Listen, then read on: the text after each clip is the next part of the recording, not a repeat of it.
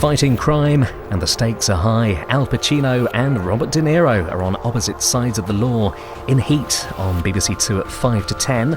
First though, is there a doctor in the house?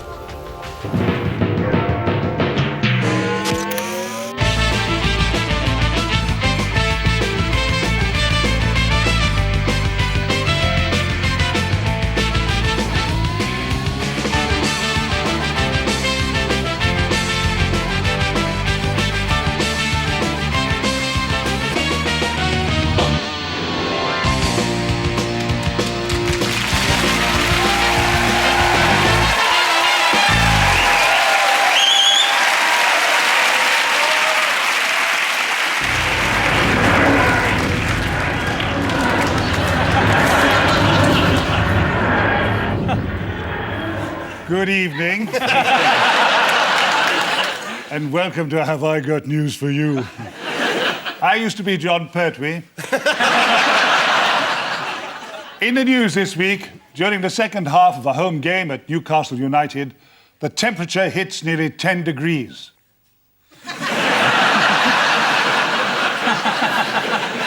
Bird's Eye reveal the secret process behind their new cheesy fish fingers.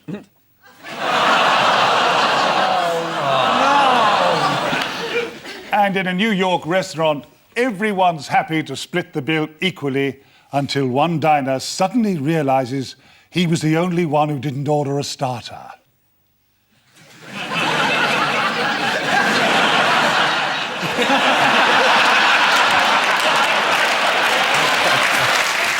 On Ian Hislop's team tonight, Deputy Leader of the Lib Dems, described in the newspapers recently as Gordon Brown's most trenchant critic. Not while I'm alive, he ain't. Please welcome Vince Cable MP.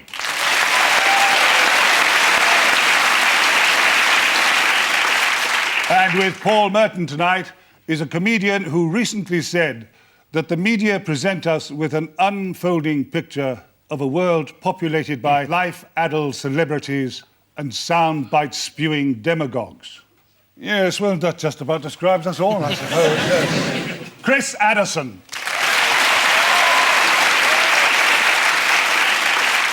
In round one, we cover the stories of global significance. Paul and Chris, take a look at this. That poor vampire. Yes, this is Jonathan. It's Jonathan Ross.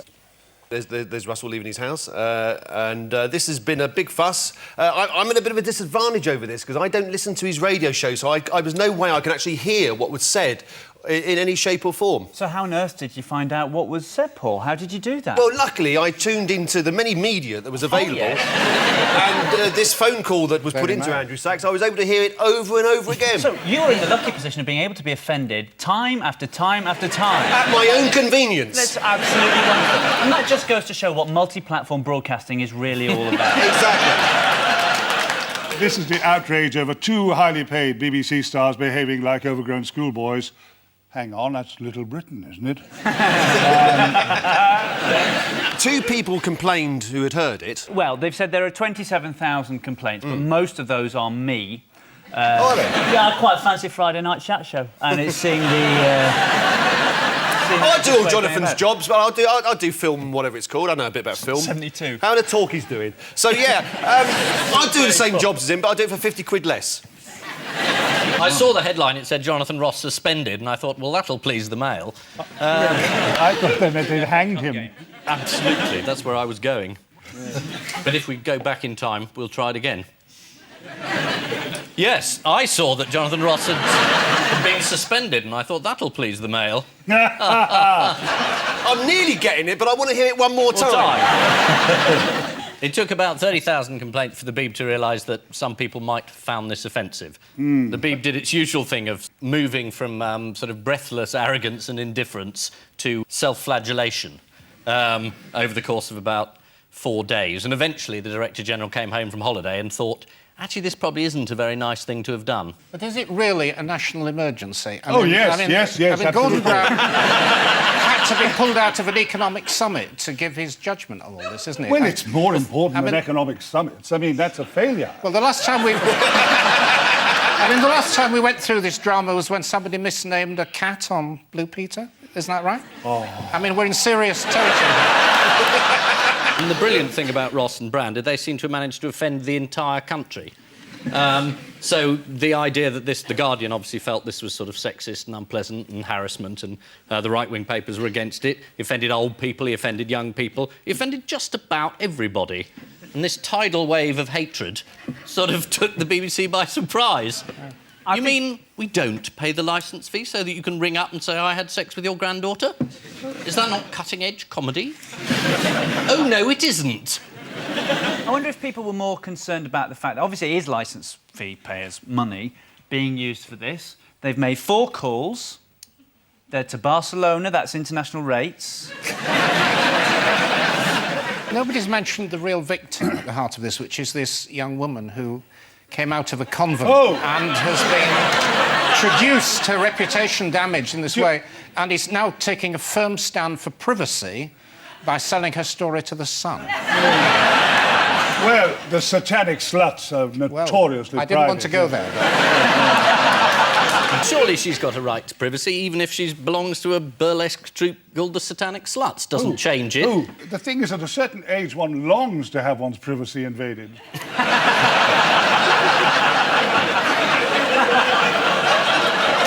There's a show on Radio 2 going if you fancy it. When we had Russell Brand on this programme, he said that he hadn't been shown sufficient respect.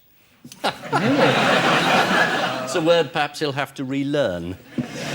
What's the sign that things have got really bad for Jonathan Ross? Piers Morgan was fantastically self-righteous in the Mail. That's right. Jonathan Ross is the worst kind of nasty, gratuitous, insulting, viciously insensitive bully, said Piers Morgan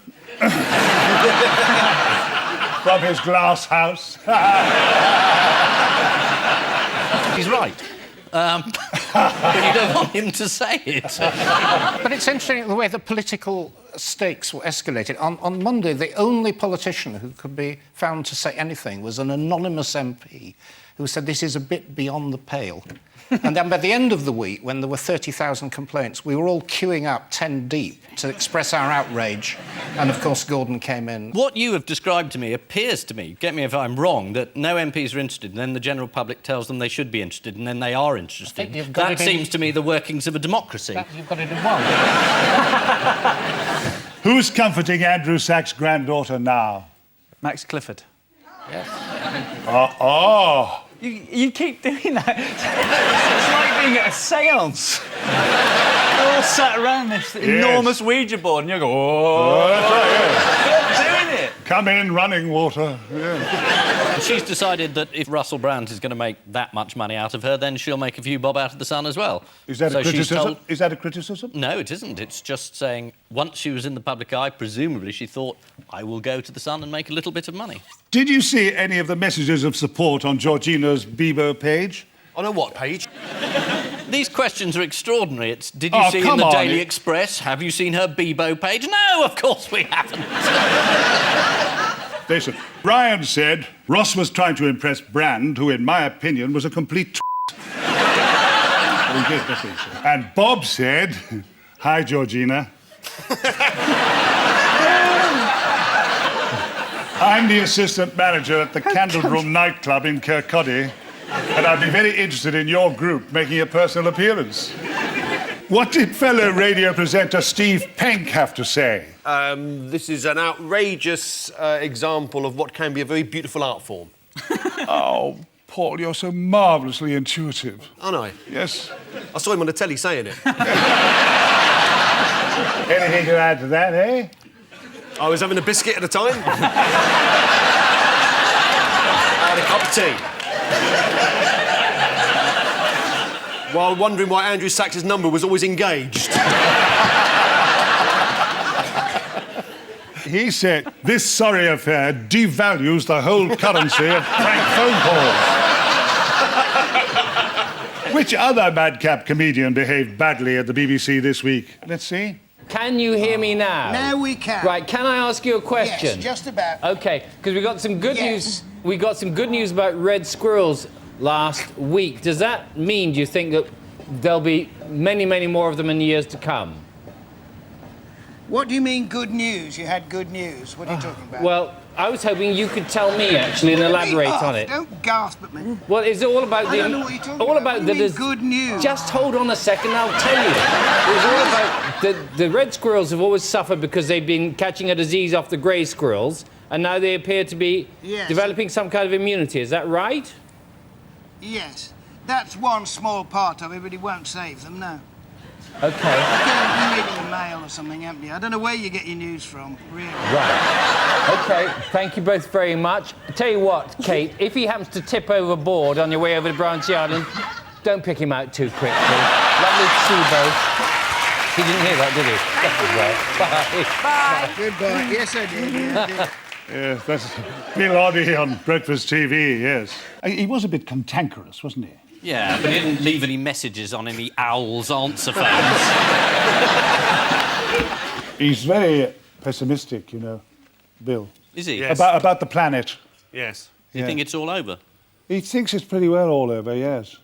And I noticed the other day he said that on account of global warming, that his legs are getting shorter. I was in a studio with him the other day, and he could scarcely get up the steps.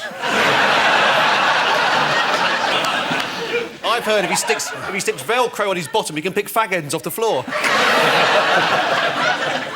This is the row over the obscene messages left on Andrew Sachs' answering machine by Russell Brand and Jonathan Ross. It's simply unacceptable for the BBC to chase ratings by humiliating an elderly national treasure. Do you want me to drop my trousers now?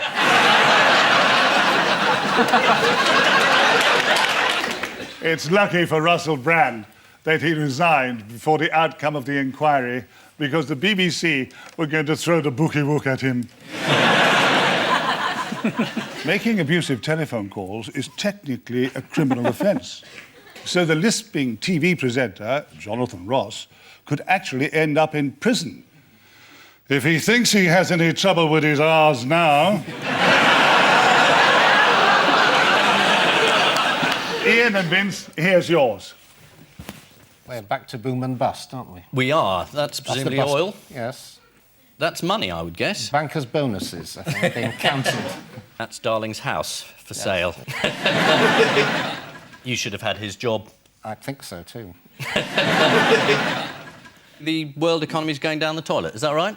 It That's is. a technical term, Vince. It is, and it all started, I think, because the banks have messed things up. They've lent money to the wrong people. My bank is the Royal Bank of Scotland. Right? Oh, yes, I've heard of it. Yeah, and they've advanced vast amounts of money to a man called Mr. Derry Pasker, who's a friend of Lord Mandelson, to buy a nickel company. Now, if we're talking about repossession, we shouldn't be repossessing people's homes. We should be repossessing his yacht, shouldn't we? This is it. Vince is the man who knows about the economy. But, I mean, he's so depressing. Well, this is Doctor Who and this is Doctor Doom. No, but, I mean, give us a ray of hope, Cock. Just a gleam. Well, the gleam is that the bankers are enjoying a bit of misery. You know the story that's going around the city at the moment? The difference between a banker and a pigeon? The pigeon can leave a deposit on a Lamborghini. Listen, an estimate emerged this week of just how much banks around the world have lost so far. Would anyone care to tell me what the figure is? It's 2.8. Is it 2.8? 2.8 trillion. Trillion. To put it in context, with 2.8 trillion pounds, you could buy 2.8 trillion things at a pound shop. Or 2 years of Jonathan Ross on the BBC. It's the same. It's the same thing. Which country did the IMF have to bail out this week? Is it Hungary? Or Britain, if you're watching the repeat. Who should chip in to bail out the IMF, according to Gordon Brown? Jonathan Ross. Well, that's it. That's sorted out. That's brilliant. You see? Cheerfulness, practical solutions. Get Paul into the Lib Dems. Exactly. That would be a struggle. What you mean? Not enough gravitas like Lembit. Yeah, that's very cheeky. Yeah. The answer... Who bucked the trend this week, recession-wise? Or is it BP? BP earns 70 million quid a day and everybody's up in arms and surprised, but it's 80p for a bag of crisps in there. It's hardly surprising. If I can tell you an inside story from the oil industry, and I used to work there, we actually used to make more money from the sandwiches than the petrol. But surely the petrol's tastier. Shouldn't they be abandoning the sort of rather sort of intense process of trying to find oil and just be making sandwiches? It's so much more easy. And in fact, if we can just make cars that run on sandwiches, Yeah. the whole thing is solved. Yeah. The answer's Volkswagen. The answer's Volkswagen, did you say? No, Yes. that may be another answer, but he's actually, the boy is onto it about BP and I'm Shell. 36. I'm 36, Tom Baker. 36. We learned this week that someone else isn't suffering in the recession. Is it Volkswagen? I'm going to say that all night. Yeah. Tony Blair. He's...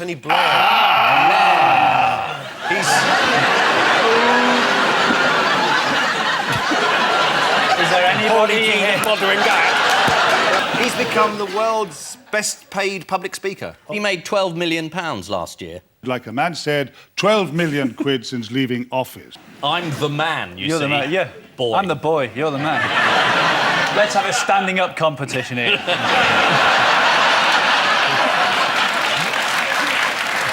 Which public figure has been hit hard by the fall in property prices? Is it Volkswagen?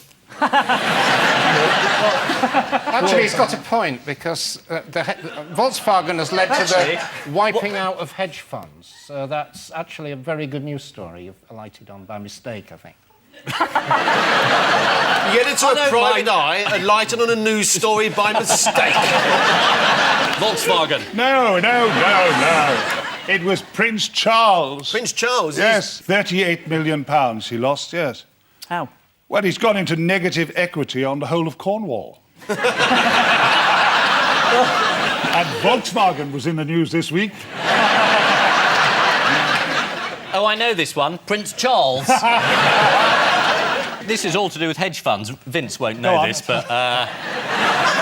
what happens, Vince, is, you see, the hedge fund people targeted Volkswagen, thinking stupidly the share price was going down, but Porsche had secretly bought in, unknown to everybody else. You can do this under German rules, Vince. It's quite interesting, this bit. And anyway, so the share price...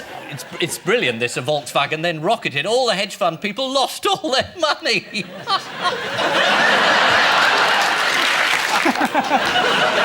Oh, it's tragic, isn't it, really? And finally, what has the Bishop of Lewis, the Right Reverend Wallace Benn, had to say this week? Has it got anything to do with the annual bonfire at Lewis? No, but it's beyond belief. Because they burn inappropriate people, don't they, on the bonfire at Lewis? Yeah. Well, it's one way of dealing with the old age pensioners. Because they find after 80, they go up like tinder. Yeah.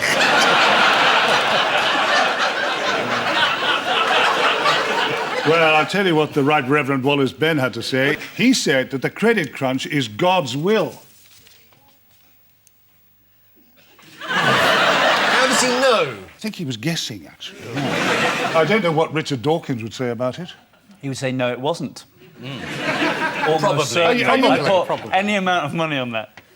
Hey, cocky, ain't cocky. He's speaking for Richard Dawkins now. I'm his representative on Earth. But he's on Earth as well. Yeah, I know, there's been a bit of a mix-up, to be honest. We're looking into it at Human Resources. In his newsletter, the Bishop of Lewis controversially declared that the credit crunch is God's way of showing his anger at Britain's materialism. And if you think God's angry now, wait till he sits down in front of his telly and finds that Jonathan Ross isn't on.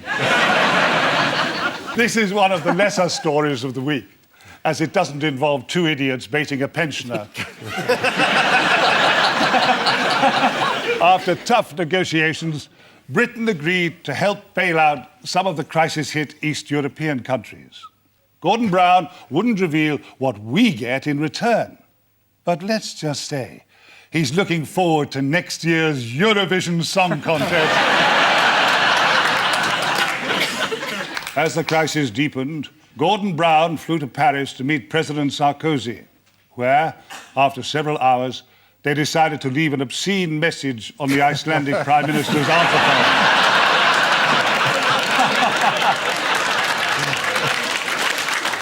So, at the end of that round, 2 points each. Thank you.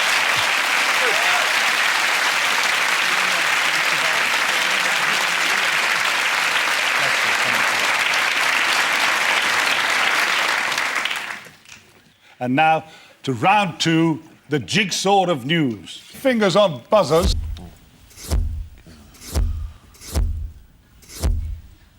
This is the news. Oh. Oh! I buzzed. Yeah, Yes. to be fair. That was quick. Are you psychic? Well, I thought you No, I showed know us the that picture and then we buzzed. But if the trick is that we listen to the answer and then buzz, I'm perfectly happy. Is it about Volkswagen? Someone has invented a way to make the end of this film work. Well, they've worked out a formula of how Michael Caine's character gets the gold bullion off the coach that's balancing on the edge of a cliff. Yeah. The Royal Society of Chemistry has set a contest in which entrants must supply a solution to the literally cliff-hanging final scene of the Italian Job. Dr. Lewis Dartnell, an astrobiologist, said they could use superconducting magnets to haul the gold to their side of the bus. But then he added, unfortunately, gold is not magnetic. And so it would have to be vaporized to a blindingly hot cloud of plasma. I tried that once. I think it was in the Sontaran experiment. Did it work? F***ing disaster. Was it?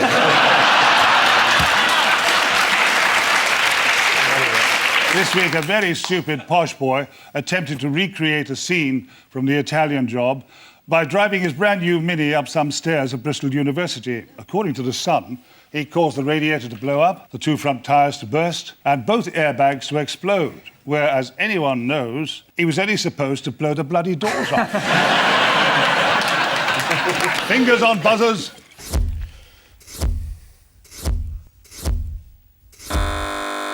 John Prescott, he did a documentary this week on the subject of class. Yes, yes. Did you catch that, Ian? No, I missed it. I'll say it again. John Prescott. This is John Prescott's documentary in which he drives around the country in his Jaguar or sits in the garden of his large detached house musing on why he's been so cruelly held back by the class system. I like the fact that it showed John Prescott in a different kind of light. He's a man making a serious documentary about Britain's class system, and he's not just a buffoon who never stops eating. Let's have a look at a few clips. What is that, son? Don't take the bloody crust off. A group called Chumbawamba. It's usually out of a mug. So I just got up and gave him a tap on the side of his ribs and he went on the floor. And you've been attacked by lads. Again, it's another kind of class attitude. Headbutted. Yes. You got a red button as well, didn't you? Sean Connery. I don't want to appear to be a snob, but what a dreadful oaf. Huh? He's a very civilised man. Is he? John Prescott? Yeah. Yes. What word came up during the filming that John Prescott had never even heard of? Diet. Is it bulimia? Oh, that's unkind. He brought it up. He always brought up bulimia. When he met 3 girls off a London estate... Oh, he didn't know what a chav was. He had never heard the phrase chav, had he? Or the word chav, rather. He then wonders what class they regard themselves... Let's have a look. Well, what class are you then? I'm just like middle class. I don't like. You're middle class? Yeah, I ain't got loads of money. I'm not poor. I think you're the first one I've seen which I would say you're working class, but you would say you're middle class. But I don't work.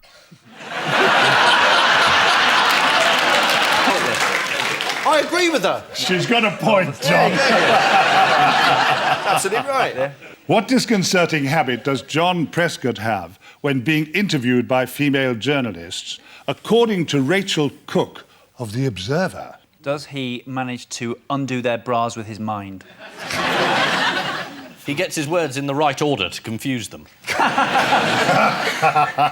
I'll tell you, Rachel Cook heard from a female colleague. He hoiked one leg over the arm of his chair so that what she politely called his pelvis was pointing at her like a gun.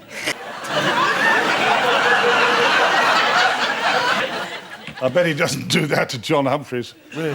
This is John Prescott's documentary on class. Yeah?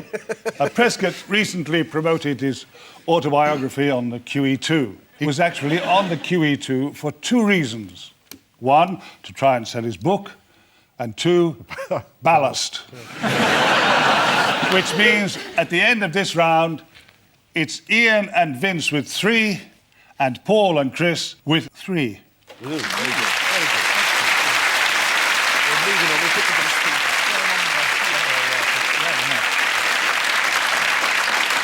the Round 3 is the connections round. What do these 3 have in common? Nicolas Sarkozy, Sarah Palin, and Adolf Hitler. Yes? Sarah Palin, she was in the news recently. She's been impersonated on American television. Adolf Hitler, he was impersonated by Charlie Chaplin in a film called The Great Dictator, and of course has been impersonated since. And the President of France, wasn't there something about a voodoo doll recently that he wasn't very happy about? So the connection is they've all been impersonated or by objects or by other people. It's dolls, though, isn't it? They've all got dolls. Adolf Hitler doll? There's Adolf the doll, big hit in Austria. Really? No, I've made that up. Oh. You're quite right, actually. They've all been immortalised as dolls. Oh. Sarah Palin action figures went on sale last month, soon after she was chosen as John McCain's running mate. There's the Tomb Raider Palin, ideal for visiting John McCain next year. Well, this is quite a good moment for Ian because he fancies her. Have you got one of these? Have you got one of these dolls yet, Ian? No, but I'm getting one. Yeah. And for some reason, the slutty schoolgirl. Oh! I wanted to meet you so much when I was a kid. So much. And now look at it. You're so let down. My dreams are shattered. One Sarah Palin fan told the Boston Herald, "She's hot. She's put the hot in hot." Yes, but she's also put the alas in Alaska. Meanwhile, John McCain was at a rally this week and decided to introduce Joe the plumber to the crowds. Here he is. Joe's with us today. Joe, where are you? Where is Joe? Is Joe here with us today? Joe, I thought you were here today. All right. Well, you're all Joe the plumber, so all of you stand up and say, "I thank you." I know what it's like, though. What? I think the plumber's coming around. Adolf Hitler was recently recreated in doll form by the founder of a well-known London knitting circle. What did the designer call her woolen creation? Adolf Nittler. Adolf Hitler? Oh. Yeah. Look. What? Someone's put some mascara on a cashew nut. Why is he wearing a lime green wrap? And there's also the Dalek doll. The knitting, it goes knit 8, pearl 8, exterminate. Oh, well. To be fair, there aren't many knitting Dalek jokes around. You have to... There are the great ones, but that's the best one, to be honest. I crochet. Oh. There's 2. 2. The French President Nicolas Sarkozy has been immortalised as a doll, though it's a voodoo doll. Oh, look, they've managed to make him life-size, Paul. Pre-pinned for the lazy voodoo practitioner. Or magnetic pins. If it's a metal thing, don't have to do anything. Yeah. Just introduce the pins to the doll over a distance of 12 feet. But wouldn't that reduce the pleasure? I've been a fool. I completely withdraw my remarks. So how has the French president reacted? He sued at it.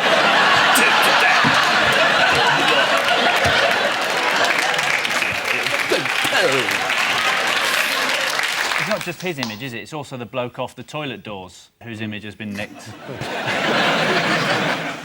I'm furious. I'm absolutely furious about the whole thing, and so is my wife.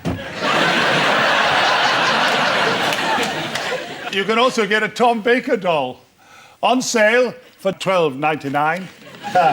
Or just 3 Venusian quarks. Look, interchangeable heads.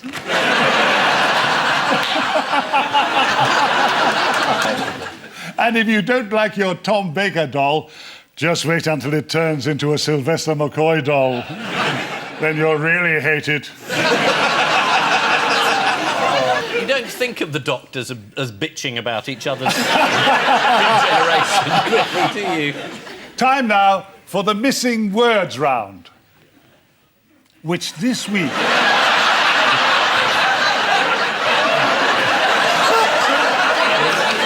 it have to be so far away?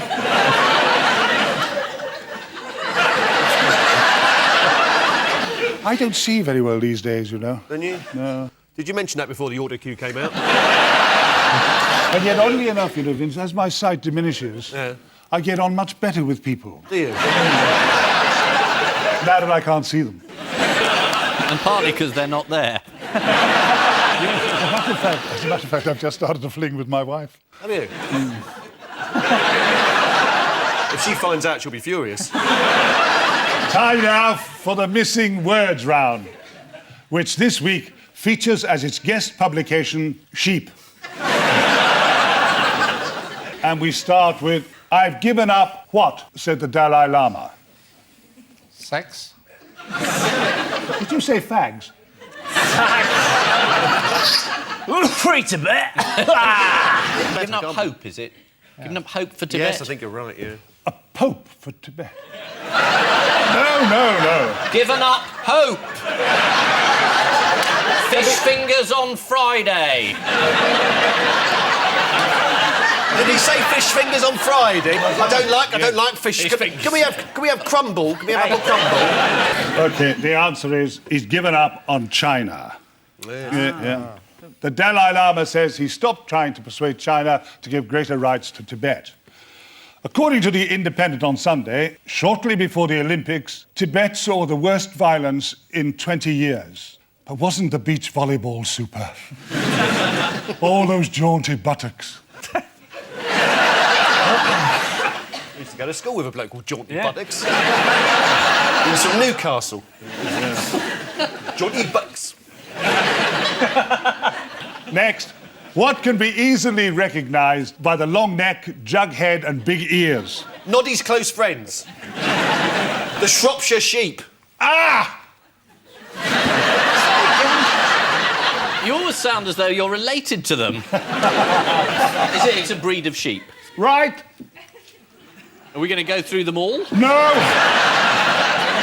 I'll tell you, it's a blue-faced Leicester. A blue? I was at school with a boy called Blueface. Yeah. He had breathing difficulties, Yeah, didn't that's he? the one, yeah. Next, Visiting Aliens Handbook, Rule 1. What? Be careful of Tom Baker.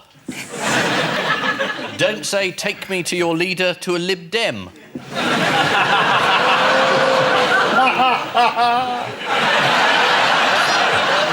Very simple, no stopping.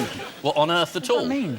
No, they just get off as fast as they can. Do they? Well, they do, yes. According to the Sunday Times, the latest UFO files have been released by the government. Well, I say released. They were left on the 927 from Waterloo. Next, salty muffins. What? Salty muffins, warm heart. Yeah. Yes. It's about eating coffee and muffins. You can't eat coffee. Can you? Yeah. Are things that bad? Are we now that bad that coffee's become a solid? Yeah. Since we started this recording, money's been abolished. Has it? It's a barter system out there. Well, I can't understand it. I've got a note here, but it's got Russell Brand's face on it. I mean, what's going on? The answer? It's bad for you. It's a third of your daily intake of salt you have if you have a coffee and a muffin. That's a lot to fit into that space. The answer is alert. Yes. Any particular reason why they were alert? Yes. I'll tell you now. Oh, OK. This is a report from a salt awareness group. Warning, breakfast muffins are much saltier than some fried breakfasts.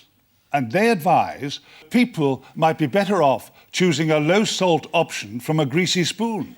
Oh, that'll be the pepper. Next, having read and reread Sheep from cover to cover, I have now decided what? Having reread Sheep from cover to cover, I've now decided I'm not bothering with your publication anymore. I realise I've wasted my life. I've spent 15 years living in this bedsit here in Walthamstow, getting your magazine once a month, thinking that one day it's going to be good. I turn to the centrefold, it's the same old Sheep. So what I'm going to do is I'm going to give up that subscription now, and I'm going to go to Cows Weekly. The answer is, I thoroughly enjoyed it. Bah.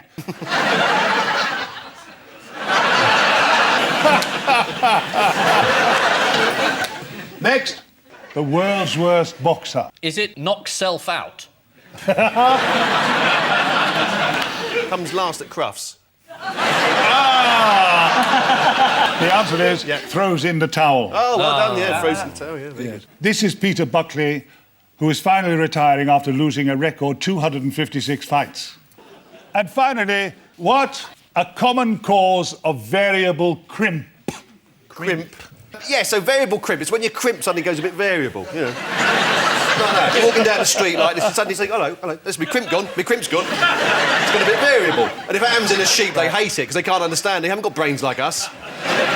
No, the answer is parasites. Bad day. Yeah. So, the final scores are Ian and Vince have 4, and Paul and Chris have 5. Oh, yeah. Yeah.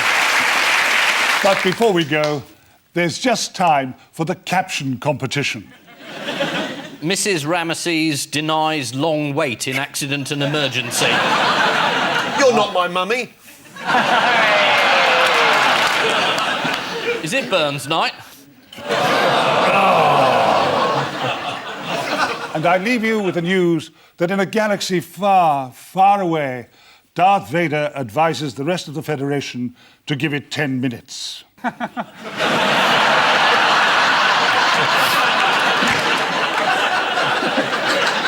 At London Fashion Week, Naomi Campbell's new PA discovers what happens if you put the wrong flowers in her dressing room.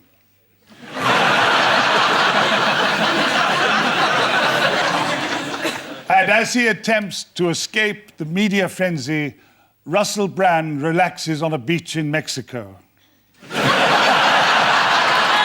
Good night.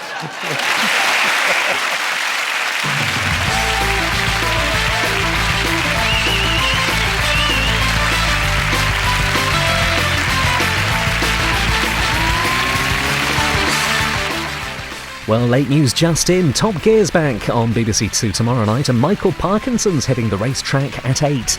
Next, Pacino after De Niro, the ultimate police manhunt in Heat.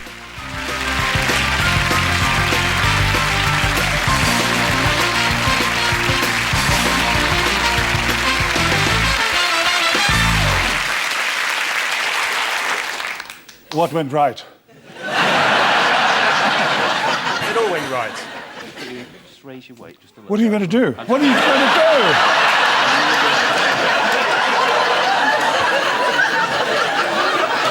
Oh, come on, that's how you got the job in the first place. I must say, he's got a nice light touch. Yeah.